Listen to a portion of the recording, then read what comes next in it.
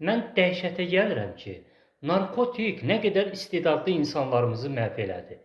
Müğənni Mirkamil hardadır? Narkomaniya məhv elədi. Müğənni Nurlan narkomaniya məhv elədi.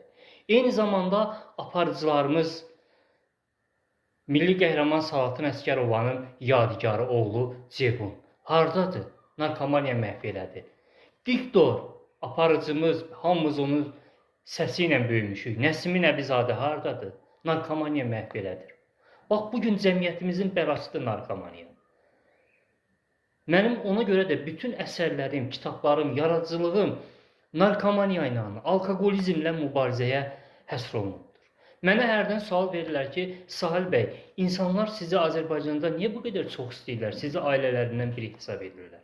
Deyirəm, bax, ona görə məni çox istəyirlər ki, mənim kitablarımı oxuyan insanlardan nə qədəri narkomaniyadan uzaq olubdur özü, doğmaları xilas olubdur. Alkoqolizmlə, spirtli içkilərdən nə qədər insan mənim kitabımı oxuyubdur, xilas olubdur o dəhşətli bəlalardan.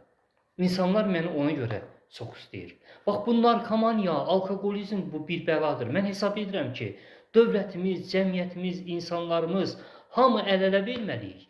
Birlikdə bu bəla ilə mübarizə aparmalıyıq ki, bax, bizim istedadlı insanlarımız, işıqlı insanlarımızın bir çoxu bu narkomaniyanın, alkoqolizmin bataqlığında məhv olub gedirlər.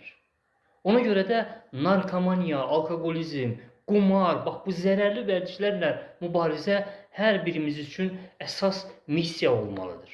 Bax, mən baxıram, Mirkamil müğənni, Nurlan müğənni, Nəsimi diktor, Ceyhun, bunlara o qədər heyfim gəlir ki, inanın, bax, bu insanlarla hesab edirəm ki, cəmiyyət bunlara baxıb bir görk olmalıdır bu insanlar cəmiyyətə ki, bu insanlar nə qədər işıqlı insan idi, amma narkomaniya, alkoqolizm bu insanların işıqlı həyatlarını qaranlıq bir cəhənnəmə çevirdi.